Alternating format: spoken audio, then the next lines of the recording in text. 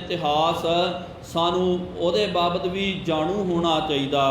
तख्त साहब जी का भी प्यारिओ जिथे आप जी बैठे हुए हो, गुरु गोबिंद सिंह साहब जी महाराज जदों इस पावन धरती ते आए, इत्थे प्यारिओ उन्हां जमानिਆਂ ਦੇ ਵਿੱਚ इस्लाम का उन्हां दा जिहड़ा धार्मिक अस्थान सी, महाराज जी ने जदों अपना सचखंड जदों प्रगट करना कीता, तीर आ करके वजया, महाराज जी ने कहा कि भाई ये साडा सतयुगी तप अस्थान है। फिर प्यारिओ जदों खुदाई की गई है, जो जो सतगुरु महाराज जी ने चिन्ह दसे सन, निशानियां दसियां, जागती जोत करमंडल जिहड़ा माला हो गई है, ते नाल धुख धुखी जिहड़ी है, गड़वा जिहड़ा जो महाराज जी ने बघांबर आदि दसिया, वो वस्तुआं उत्थों एक गुंबज, एक ये जिहड़ा है मठ जिहड़ा जिहनूं आपां बोलदे हां, जिहदे विच बैठ करके पहले जमाने दे विच तपस्वी तप करदे सन, वो जदों निकलिया प्रगट होया ते फिर सतगुरु महाराज जी ने इंसाफ किया। ये नहीं कहा कि भाई साडी धरती है निकल जाओ भज जाओ। उन्होंने प्यारिओ आ जिहड़ा तख्त साहब जी का जो अंदरला अस्थान है, वो अस्थान सोने दियां मोहरां विछा करके गुरु गोबिंद सिंह साहब जी महाराज जी ने उन्होंने दिता ते कहा कि भाई तुसी आ माया लियो, माया लै करके दूजा अपना धार्मिक अस्थान बना लियो। ते सतगुरु महाराज जी ने अपना अस्थान इत्थे फिर प्रगट करना कीता। ते उस तो बाद कई जो मजौरी सन ना इत्थे जो सेवा करता सी मसीत दे विच, उहने जदों बेनती की, उहनूं भी बहुत सारी माया जदों महाराज जी ने सोने दियां मोहरां गिन गिन करके दित्तियां, उहने कहा महाराज माया जिहड़ी है इहदा की भरोसा है। जदों माया जादी आ जाती है ना, बंदे नूं लालच लग जाती है, वो शौकीन बन जाता, वो माया खर्च कर दिंदा। लेकिन महाराज असी पुश्त दर पुश्त इत्थे रह करके असी सेवा करते सी मसीत दे विच, साडा गुजर बसर चलदा सी, परिवार दा गुजर बसर चलदा। हुण अगे जा करके परिवार दा गुजर बसर किस तरह होवेगा? तां प्यारिओ धन गुरु गोबिंद सिंह साहब जी महाराज जी ने उन्होंने वचन किया कि जदों तक तुहाडी पीढ़ी दर पीढ़ी चलती रहेगी, महाराज जी ने लिखत करा करके दे दिता कि गुरु घर दे विचों इन्हां नूं रसद की प्राप्ति होवेगी।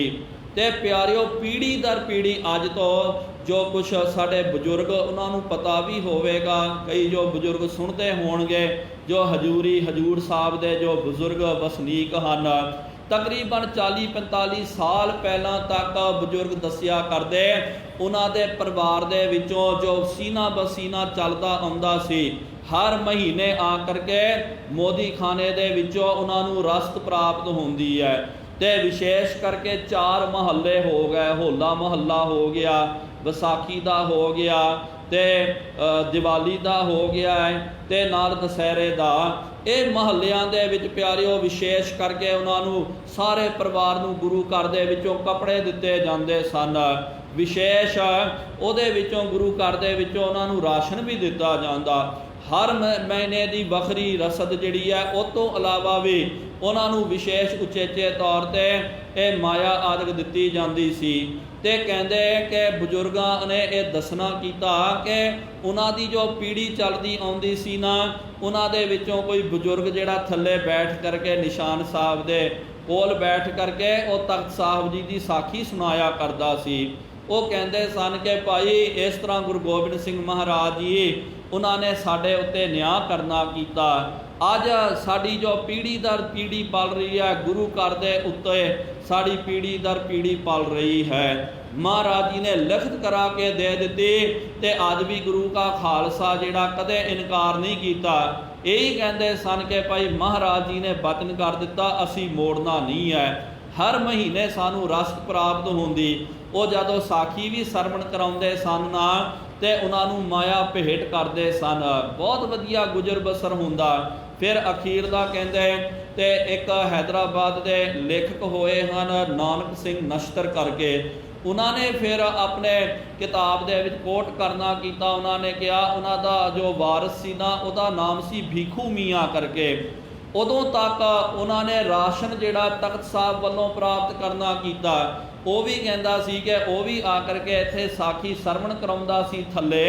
फिर बाद दे विच वो जिहड़ा है वड्डा अफसर बन गया। तो जिस तरह के डिप्टी कलैक्टर आदि तहसीलदार का रैंक का जिहड़ा है वो अफसर बन गया, उहदी फिर बदली हो गई, उहदा परिवार फिर इत्थों चल गया। कहण दा भाव कि बहुत वड्डा प्यारिओ इतिहास है। लेकिन तुर्कां ने भी प्यारिओ फिर की करना कीता, जो कट्टरवाद लोग सन इन्हां ने बहुत बारी तख्त साहब जी दे उत्ते हल्ले करने कीते। यही चाहुंदे सन कि भाई कि तख्त साहब जी दे उत्ते साडा कब्जा हो जावे ते असी फिर अपना दोबारा ये अस्थान जिहड़ा इत्थे बनाउणा करिए।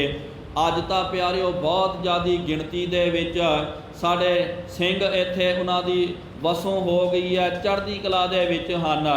उन्हां जमानिਆਂ ਦੇ ਵਿੱਚ प्यारिओ बहुत हो गया, 10-15 घर ही सन, 10-15 ਇਹ ਤੋਂ ज़्यादा ਵੱਧ नहीं।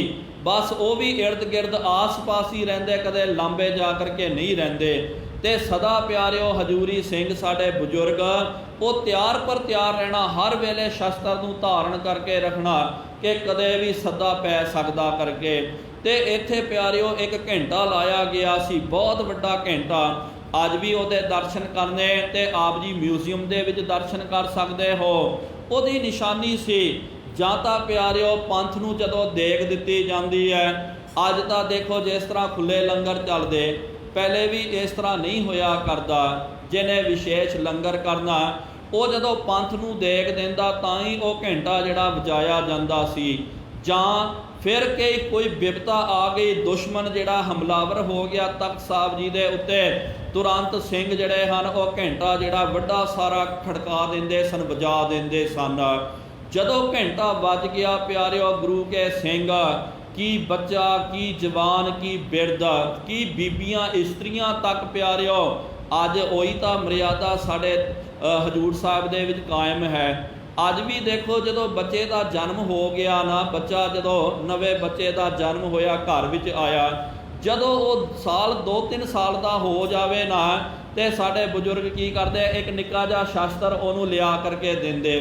अज भी प्यारिओ ये मर्यादा साडे कोल वेखण वास्ते प्राप्त हुंदी है, क्योंकि यही शास्त्र बेटा आ तेरा शास्त्र है, इनू धारण करके रखना। कदे भी लोड़ पै गई शास्त्रधारी बन करके गुरु घर की राखी करनी है।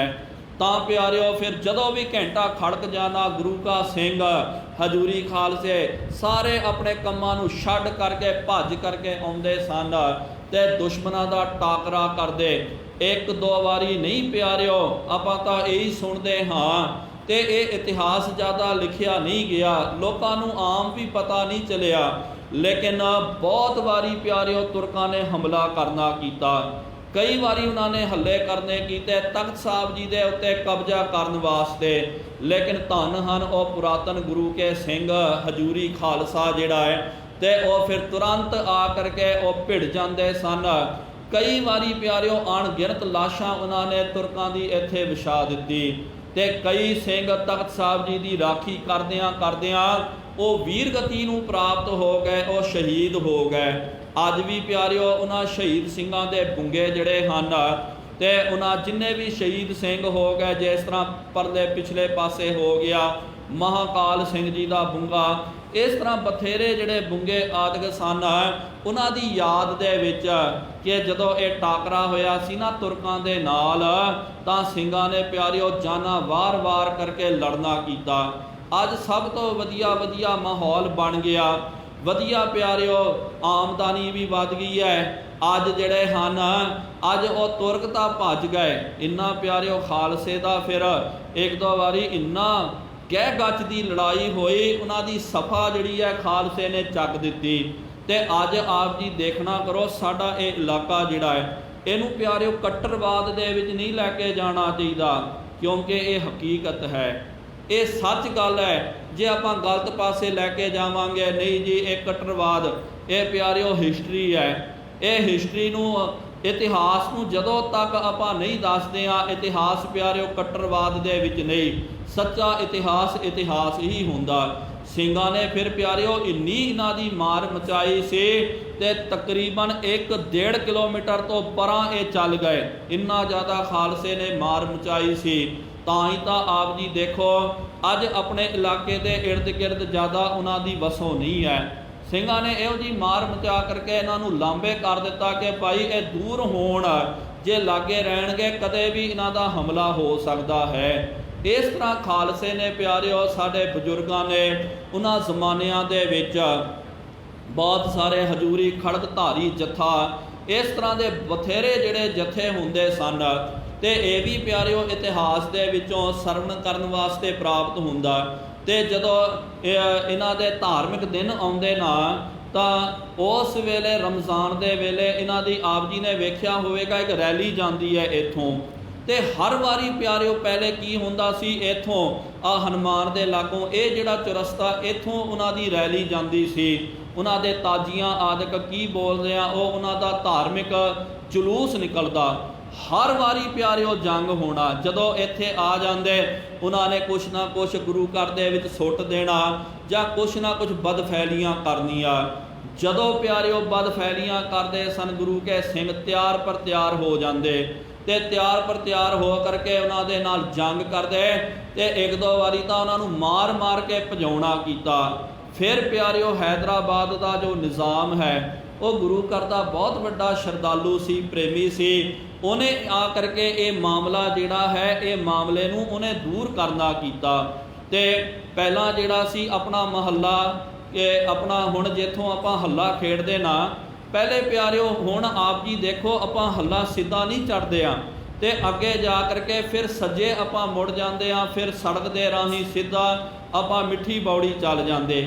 ਲੇਕਿਨ ਪਹਿਲੇ ਮਹੱਲਾ ਇਸ ਤਰ੍ਹਾਂ ਨਹੀਂ ਨਿਕਲਦਾ ਸੀ। ਪਹਿਲੇ ਕੀ ਹੁੰਦਾ ਸੀ, ਮਹੱਲਾ ਸਿੱਧਾ ਚੜ੍ਹਦਾ ਸੀ ਤੇ ਜਿਹੜਾ ਪੁਲਿਸ ਸਟੇਸ਼ਨ ਜਿਹੜਾ ਨਾ ਵਜ਼ੀਰਾਬਾਦ ਦਾ, ਤੇ ਉੱਥੋਂ ਫਿਰ ਮੁੜਨਾ। ਤੇ ਆਪ ਉਸ ਵੇਲੇ ਤਾਂ ਪੁਲਿਸ ਸਟੇਸ਼ਨ ਵੀ ਨਹੀਂ ਸੀ, ਉਸ ਵੇਲੇ ਉਹੀ ਸੜਕ ਸੀ। ਫਿਰ ਇਹ ਸੜਕ ਤਾਂ ਜਿਹੜੀ ਆ ਹਿੰਗੋਲੀ ਗੇਟ ਦੀ, ਇਹ ਬਾਅਦ ਵਿੱਚ ਬਣੀ। ਤੇ ਉੱਥੋਂ ਫਿਰ ਸਿੱਧਾ ਗੁਰੂ ਕੇ ਸਿੰਘ ਆਪ ਜੀ ਦੇਖੋ, ਜਦੋਂ ਉੱਥੇ ਸਿਧਾਨ ਤੇ ਆ ਗਏ ਆਪ ਜੀ, ਉੱਥੇ ਜੋ ਇਹ ਲੱਗਿਆ ਹੋਇਆ ਪਾਣੀ ਦਾ ਪ੍ਰਬੰਧ ਹੁੰਦਾ, ਟੈਂਕੀ ਲੱਗੀ ਹੋਈ ਵੱਡੀ, ਉੱਥੋਂ ਸਿੱਧਾ ਲਕੀਰ ਖਿੱਚੋ ਤੇ ਮਿੱਠੀ ਬੌੜੀ ਦੇ ਵੱਲ ਉਹ ਜਾਂਦੀ ਹੈ। ਫਿਰ ਉੱਥੋਂ ਖਾਲਸਾ ਜਿਹੜਾ ਮਹੱਲਾ ਮਿੱਠੀ ਬੌੜੀ ਦੇ ਵੱਲ ਜਾਂਦਾ। ਤੇ ਇੱਕ ਦੋ ਵਾਰੀ ਪਿਆਰਿਓ ਉਹਨਾਂ ਨੇ ਉੱਥੇ ਮਹੱਲੇ ਨੂੰ ਰੋਕਣ ਦਾ ਯਤਨ ਕਰਨਾ ਕੀਤਾ। ਖਾਲਸੇ ਨੇ ਇਹੋ ਜਿਹੀ ਮਾਰ ਮਚਾਈ। ਅੱਜ ਪਿਆਰਿਓ ਦੋ ਉੱਥੇ ਸਮਾਧਾਂ ਬਣੀਆਂ ਹੋਈਆਂ, ਉਹਨਾਂ ਦੇ ਵੱਡੇ ਜੋ ਧਾਰਮਿਕ ਮੌਲਵੀ ਆਗੂ ਸਨ, ਉਹਨਾਂ ਦੀ ਬਣੀ ਹੋਈ ਹੈ। ਤੇ ਫਿਰ ਸਿੰਘਾਂ ਨੇ ਤੇ ਕੀ ਕਰ ਨਿਸ਼ਾਨਾ ਲਾਇਆ ਜਾਂਦਾ ਸੀ, ਨਾਰੀਅਲ ਆਦਿਕ ਬੰਨ ਕਰਕੇ ਉੱਥੇ ਗੋਲੀਆਂ ਚਲਾਈਆਂ ਜਾਂਦੀਆਂ ਸਨ। ਇਸ ਤਰ੍ਹਾਂ ਕਰਕੇ ਫਿਰ ਅਰਦਾਸ ਕਰਕੇ ਮਹੱਲਾ ਜਿਹੜਾ ਹੱਲਾ ਖੇਡਿਆ ਜਾਂਦਾ ਸੀ। ਤੇ ਉਹਨਾਂ ਨੇ ਆ ਕਰਕੇ ਬਹੁਤ ਵੱਡੀ ਗਿਣਤੀ ਦੇ ਵਿੱਚ ਖਾਲਸੇ ਨੂੰ ਰੋਕ ਦਿੱਤਾ, ਕਿਹਾ ਕਿ ਭਾਈ ਤੁਸੀਂ ਇੱਥੋਂ ਹੱਲਾ ਨਹੀਂ ਲੈ ਕੇ ਜਾ ਸਕਦੇ। ਤੇ ਸਿੰਘਾਂ ਨੇ ਫਿਰ ਚੰਗਾ ਫਿਰ ਪਿਆਰਿਓ ਹੱਲਾ ਜਿਹੜਾ ਉਹਨੂੰ ਹਕੀਕਤ ਦੇ ਹੱਲੇ ਦੇ ਵਿੱਚ ਬਦਲ ਦਿੱਤਾ। ਤੇ ਬਦਲ ਕਰਕੇ ਬਹੁਤ ਕਟਾ ਵੱਡੀ ਹੋਈ, ਦੋ ਵੱਡੇ ਉਹਨਾਂ ਦੇ ਆਗੂ ਉੱਥੇ ਮਾਰੇ ਗਏ। ਫਿਰ ਜਾ ਕਰਕੇ ਜੋ ਹੈ ਹੈਦਰਾਬਾਦ ਦਾ ਨਿਜ਼ਾਮ ਉਹਨੂੰ ਆਉਣਾ ਪਿਆ। ਉਹਨੇ ਆ ਕਰਕੇ ਪਿਆਰਿਓ ਫਿਰ ਦੋਵੇਂ ਧਿਰਾਂ ਨੂੰ ਉਹਨੇ ਸ਼ਾਂਤ ਕੀਤਾ ਤੇ ਉਹਨਾਂ ਨੂੰ ਵੀ ਕਹਿ ਦਿੱਤਾ ਕਿ ਭਾਈ, ਫਿਰ ਸਿੰਘਾਂ ਨੇ ਵੀ ਕਿਹਾ ਕਿ ਇਹ ਹਰ ਵਾਰੀ ਜਿਹੜਾ ਇੱਥੋਂ ਤਾਜ਼ੀਆਂ ਕਰਦੇ, ਗੁਰੂ ਘਰ ਦੇ ਵਿੱਚ ਆ ਕਰਕੇ ਬਦਫੈਲੀਆਂ ਕਰਦੇ, ਵਾਰੀ ਜਾ ਕਰਕੇ। ਤੇ ਉਹਨੇ ਕਹਿ ਦਿੱਤਾ ਕਿ ਭਾਈ ਅੱਜ ਤੋਂ ਬਾਅਦ ਇਹਨਾਂ ਦਾ ਜਲੂਸ ਇਹ ਸੜਕ ਤੋਂ ਨਹੀਂ ਜਾਵੇਗਾ। ਤਾਂ ਹੀ ਤਾਂ ਪਿਆਰਿਓ ਅੱਜ ਵੀ ਆਪ ਜੀ ਤੱਕਣਾ ਕਰੋ, ਵੇਖਣਾ ਕਰੋ, ਜਦੋਂ ਉਹਨਾਂ ਦਾ ਉਹ ਧਾਰਮਿਕ ਜਲੂਸ ਨਿਕਲਦਾ, ਉਹ ਜੋ ਸੜਕ ਜਿਹੜੀ ਆ ਚੁਰਸਤੇ ਵਾਲੀ, ਲੰਗਰ ਸਾਹਿਬ ਵਾਲੀ, ਉਹ ਸੜਕ ਦੇ ਵਿੱਚੋਂ ਦੀ ਨਿਕਲਦਾ, ਇੱਥੇ ਨਹੀਂ ਨਿਕਲਦਾ, ਇੱਥੋਂ ਨਹੀਂ ਨਿਕਲਦਾ। ਤੇ ਦੂਜੀ ਗੱਲ, ਜਦੋਂ ਇੱਥੇ ਤਖਤ ਸਾਹਿਬ ਜੀ ਦੇ ਲਾਗੇ ਆਉਂਦੇ ਤੇ ਉਹ ਵੀ ਪਿਆਰਿਓ ਫਿਰ ਬਹੁਤ ਹੁਣ ਪ੍ਰੇਮ ਦੇ ਨਾਲ ਜ਼ਿਆਦਾ ਆਵਾਜ਼ ਨਹੀਂ ਕਰਦੇ, ਇੱਥੋਂ ਫਿਰ ਛੇਤੀ ਛੇਤੀ ਲੰਘ ਜਾਂਦੇ ਹਨ। ਕਿਉਂਕਿ ਉਹਨਾਂ ਨੇ ਵੇਖਿਆ। ਫਿਰ ਸਿੰਘਾਂ ਨੂੰ ਉਹਨਾਂ ਨੇ ਕਿਹਾ ਕਿ ਭਾਈ ਤੁਸੀਂ ਉੱਥੋਂ ਹੱਲਾ ਕਰਦੇ, ਹਰ ਵਾਰੀ ਉੱਥੇ ਜੰਗ ਹੁੰਦੀ ਹੈ, ਉੱਥੇ ਉਹਨਾਂ ਦੀ ਮਸੀਤ ਆਦਿਕ ਸੀ। ਤੇ ਫਿਰ ਸਿੰਘਾਂ ਨੇ ਵੀ ਫਿਰ ਕੀ ਕਰਨਾ ਕੀਤਾ, ਇਹ ਗੁਰਮਤਾ ਕੀਤਾ ਤੇ ਹੱਲਾ ਜਿਹੜਾ ਐ ਚੜ ਕੇ ਫਿਰ ਸੱਜੇ ਨੂੰ ਆਪਾਂ ਮੁੜ ਜਾਂਦੇ ਹਾਂ। ਉੱਥੋਂ ਫਿਰ ਅੱਗੇ ਜਾ ਕਰਕੇ ਮਿੱਠੀ ਬੌੜੀ ਦੇ ਵੱਲ ਇਹ ਹੱਲਾ ਗੁਰੂ ਕਾ ਜਿਹੜਾ ਮਹੱਲਾ ਜਿਹੜਾ ਇਹ ਜਾਂਦਾ। ਉੱਥੋਂ ਫਿਰ ਵਾਪਸ ਸ਼ਹਿਰ ਦੇ ਵਿੱਚ ਘੁੰਮ ਕਰਕੇ ਵਾਪਸ ਤਖਤ ਸਾਹਿਬ ਜੀ ਦੇ ਵਿੱਚ ਆ ਜਾਂਦਾ। ਕਹਿਣ ਦਾ ਭਾਵ ਹੈ ਕਿ ਕਈ ਵਾਰੀ ਪਿਆਰਿਓ ਇਹਨਾਂ ਨੇ ਹੱਲੇ ਕਰਨੇ ਕੀਤੇ। ਅੱਜ ਵਧੀਆ ਮਾਹੌਲ ਬਣ ਗਿਆ, ਵਧੀਆ ਚੜ੍ਹ ਚੜਾਵਾ ਆ ਰਿਹਾ। ਹਰ ਕਿਸੇ ਨੂੰ ਪਿਆਰਿਓ ਇਹ ਇਤਿਹਾਸ ਦਾ ਪਤਾ ਨਹੀਂ ਹੈ। ਅੱਜ ਕਈ ਜੋ ਹੈ ਵੱਡੇ ਵੱਡੇ ਉਹਨਾਂ ਨੂੰ ਇਹੀ ਲੱਗਦਾ ਕਿ ਭਾਈ ਹੁਣ ਤਖਤ ਸਾਹਿਬ ਦੇ ਉੱਤੇ ਕਬਜ਼ਾ ਕਰ ਲਿਓ, ਕਿਉਂਕਿ ਉਸ ਵੇਲੇ ਇਹ ਕਿੱਥੇ ਸਨ ਜਦੋਂ ਪਿਆਰਿਓ ਖਾਲਸੇ ਨੇ ਇੰਨੀ ਬਿਪਤਾਵਾਂ ਨੂੰ ਝੱਲ ਝੱਲ ਕਰਕੇ ਸਾਡੇ ਹਜ਼ੂਰੀ ਖਾਲਸੇ ਨੇ ਡਟ ਕੇ ਪਹਿਰਾ ਦੇਣਾ ਕੀਤਾ, ਸ਼ਹੀਦੀਆਂ ਪ੍ਰਾਪਤ ਕਰਨੀਆਂ ਕੀਤੀਆਂ, ਤਖਤ ਸਾਹਿਬ ਜੀ ਦੀ ਆਨ ਬਾਨ ਸ਼ਾਨ ਨੂੰ ਕਾਇਮ ਰੱਖਣਾ ਕੀਤਾ। ਉਸ ਵੇਲੇ ਤਾਂ ਸਾਰੇ ਛੁਪ ਗਏ ਸਨ, ਲੇਕਿਨ ਅੱਜ ਕਈ ਅਖੌਤੀ ਲੋਕ ਚਾਹੁੰਦੇ ਕਿ ਭਾਈ ਅਸੀਂ ਇੱਥੇ ਆ ਜਾਈਏ, ਸਾਡਾ ਇੱਥੇ ਰਾਜ ਬਣ ਜਾਵੇ, ਕਬਜ਼ਾ ਹੋ ਜਾਵੇ। ਪਿਆਰਿਓ ਉਹਨਾਂ ਨੂੰ ਇਤਿਹਾਸ ਤੋਂ ਸੇਧ ਲੈਣੀ ਚਾਹੀਦੀ ਹੈ। ਇੱਥੇ ਜੋ ਬਚਨ ਚੱਲ ਰਿਹਾ ਨਾ